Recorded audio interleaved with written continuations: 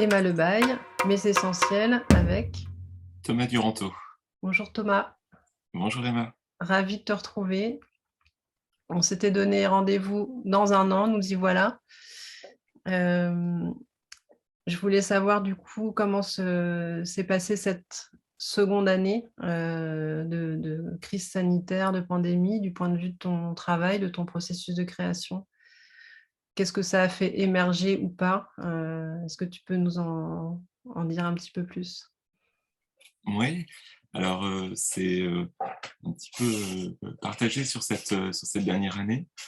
Euh, Concernant les derniers mois, c'est plutôt dense pour moi au niveau du travail. C'est-à-dire qu'il y a eu beaucoup de choses qui se sont ouvertes, comme si après cette phase très calme, il y avait eu vraiment pas d'appel d'air, mais que du coup tout s'était un peu enclenché en même temps.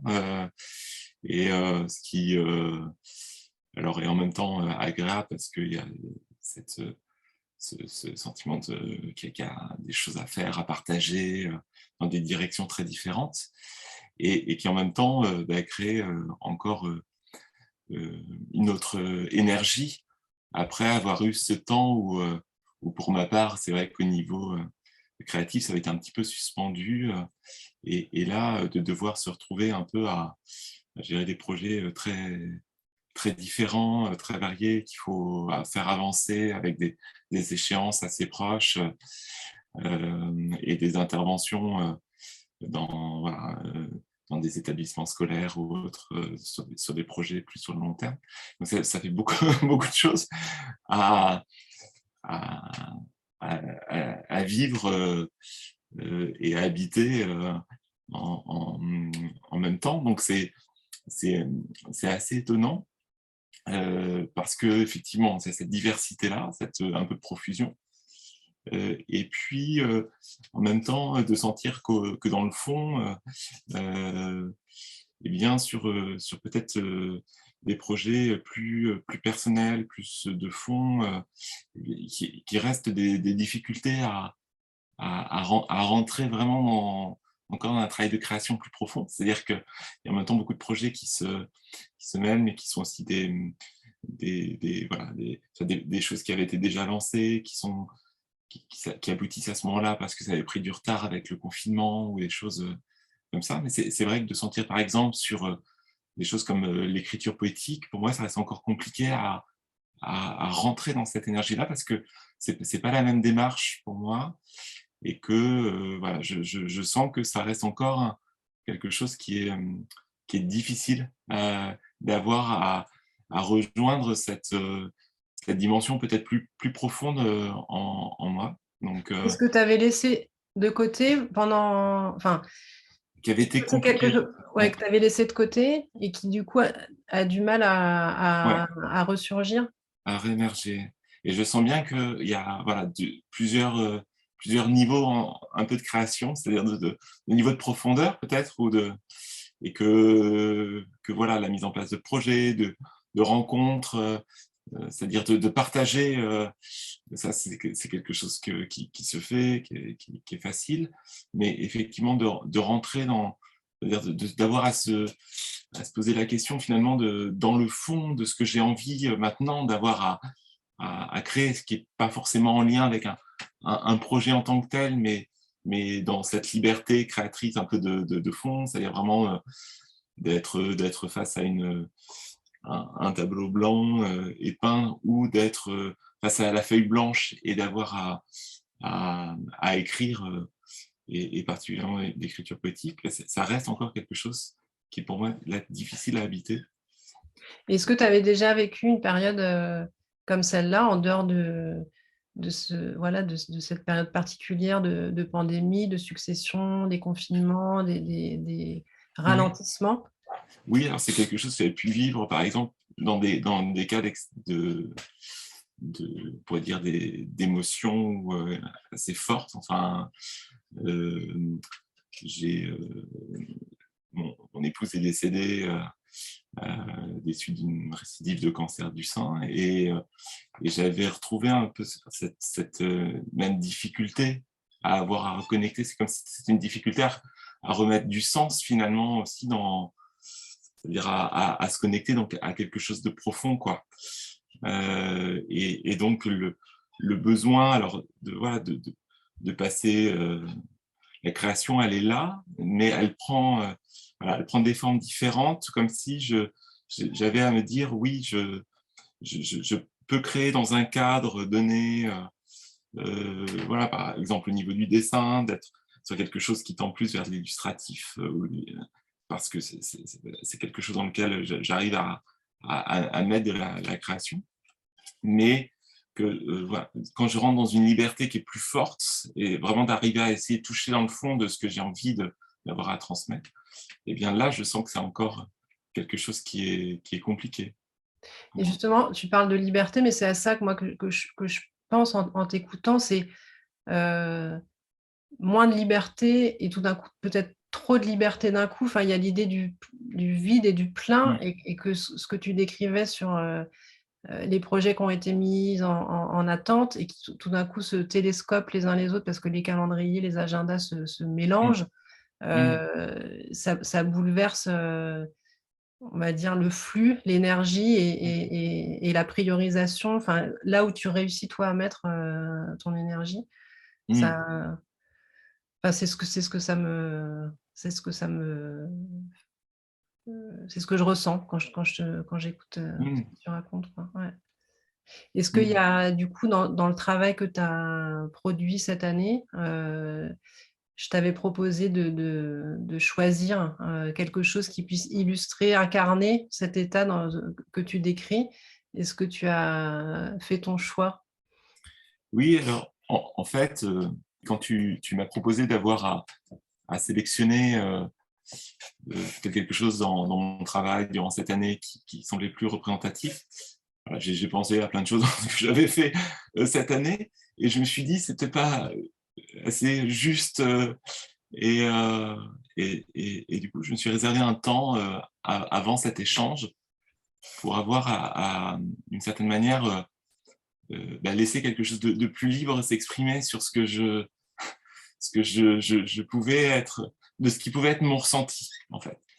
Et ce qui m'est venu à travers le dessin, enfin, ce que j'interprète comme étant d'avoir à revisiter le combat de Jacob avec l'ange dans la Genèse, où c'est dans la Bible, ce moment où Jacob se retrouve alors à une nuit seul, à lutter contre un homme, contre quelqu'un qui l'identifie pas véritablement.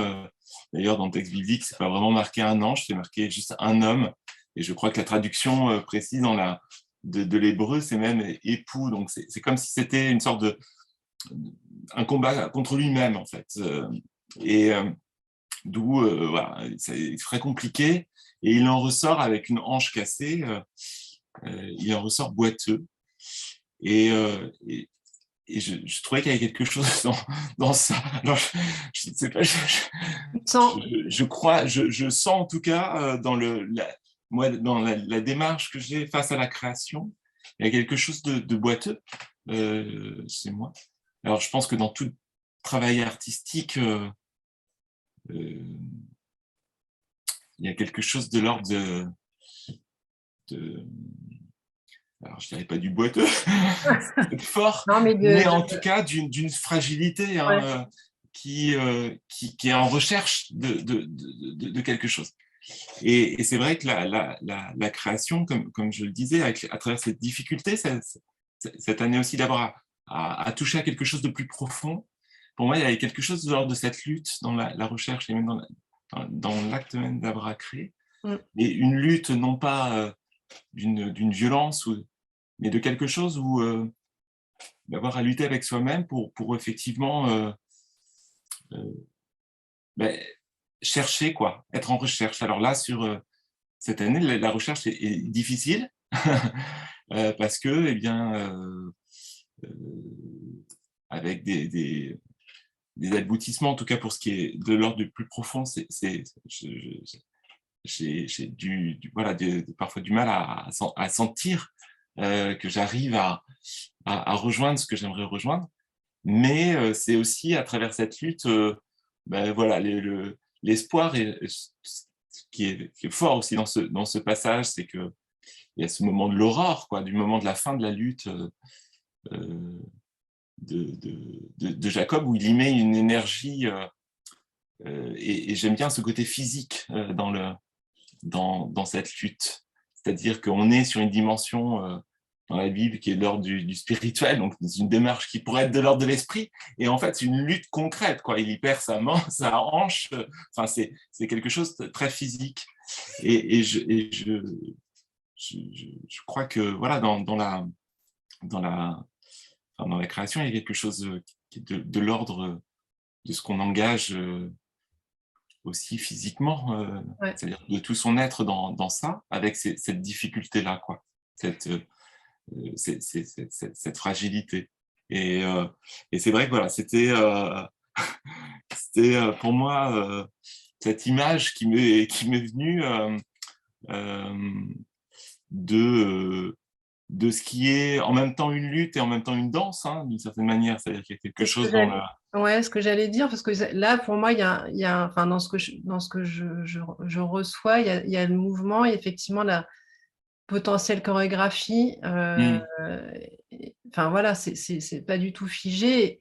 Quand tu parles de fragilité, moi, ça m'évoque aussi, enfin, presque cette nécessité que la fragilité soit là pour pouvoir créer et laisser émerger l'émotionnel, parce que sans cette fragilité, enfin, j'ai l'impression que la création, elle peut pas être là. Mais ça, c'est moi, par rapport à ma manière de l'aborder. Tout à fait, ouais, il y a du mouvement, ça c'est. Et puis c'est pas sombre. Il y a de la lumière aussi. Tu les as éclairés. Oui. Puis c'est vrai que j'aime bien cette idée que finalement des deux mains se forment comme une sorte de personnage de soleil.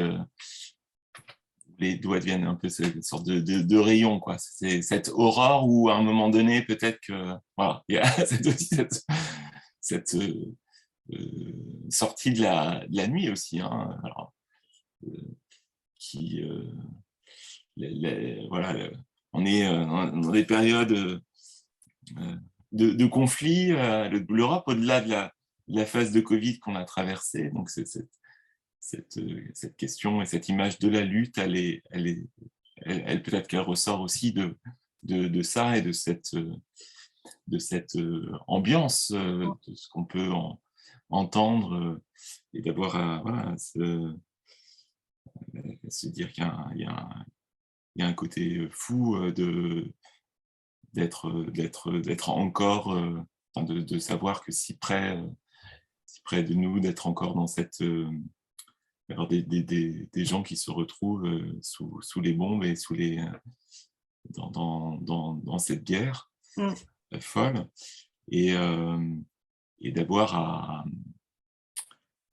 l'espoir malgré tout, quoi. Malgré tout ça, et que la création, elle porte aussi, en plus de cette fragilité, je pense, l'espoir d'autre chose, hein. Et en même temps, elle porte on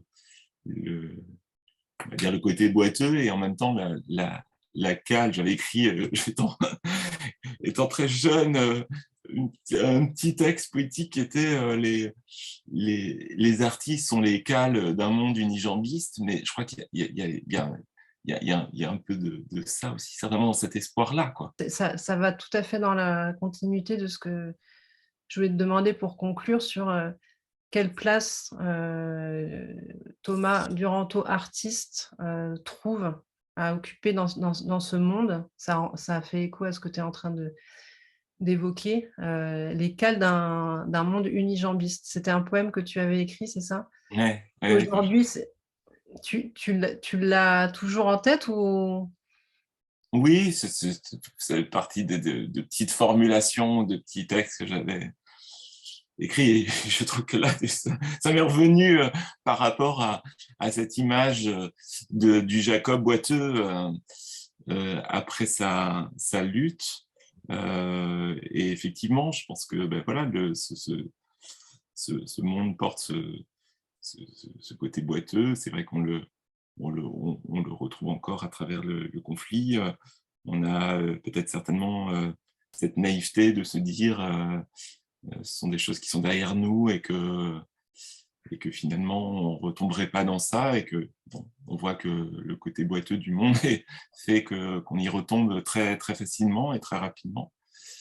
Et que voilà, après moi je trouve ça toujours très, très difficile de se dire ben, voilà, la place en tant qu'artiste dans tout ça, elle est bien humble et elle est bien peut-être réduite. Peut-être, enfin, c'est peut-être mal formulé, c'est pas forcément la place, mais c'est comment peut-on continuer à être artiste? Comment est-ce qu'on parvient à occuper cet espace de création dans notre monde? Parce que là, ce que tu décris, c'est de part et d'autre des entraves, on va dire, dans des domaines et à des niveaux complètement différents, mais qui bousculent la posture de ce que tu décrivais tout à l'heure. Comment on réussit à continuer à canaliser son énergie vers sa création, parce que c'est quelque chose de nécessaire. Enfin là, je parle pour moi, mais j'imagine que ça peut faire écho et ça reste essentiel par rapport à ce dont on a besoin là en tant qu'individu, tout simplement, pas simplement en tant qu'artiste. C'est plus dans cet esprit-là, quoi. Je pense que dans la création, on mesure, comme je le disais, cette, cette fragilité du monde parce que d'une certaine manière, on l'apporte aussi dans cette création. Et qu'en ça, on peut être peut-être... on arrive à continuer à donner sens à ce qu'on fait parce qu'on on a intégré cette part-là, je crois. Et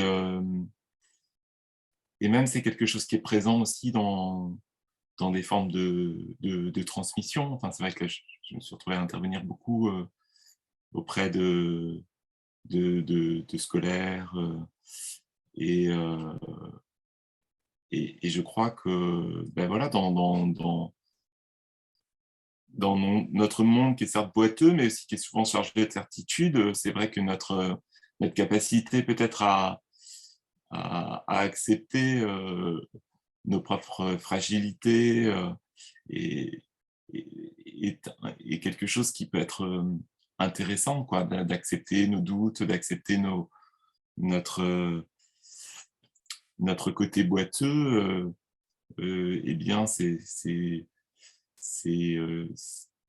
peut-être une aide aussi pour arriver à ce que à tenir aussi dans un monde qui est à l'image de tout le monde, quoi, hein, dans ce contexte-là.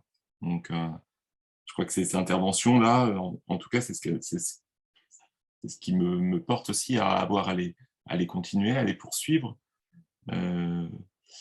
et d'avoir à transmettre ça aussi de, de, de, de ce qu'on arrive à faire et de ce qu'on n'arrive pas aussi, hein, d'accepter qu'on on est toujours dans une présentation de forme de réussite, autrement, enfin, indépendamment dans le monde de ce qui marche, de ce qui va bien. Et c'est vrai que je crois qu'à travers le parcours artistique, c'est aussi d'avoir à essayer d'arriver à transmettre ce qui est plus compliqué, quoi. Dans ça. Bah, merci beaucoup Thomas pour ce partage Merci Emma. et cette création dédiée à mes essentiels. Ravie d'avoir pu poursuivre cet échange dans l'idée qu'on continue sans se donner forcément un rendez-vous dans un an, parce que finalement ça commence à faire un peu long à force de regarder les mois qui passent, mais on reste en contact avec plaisir. Ça marche. Merci.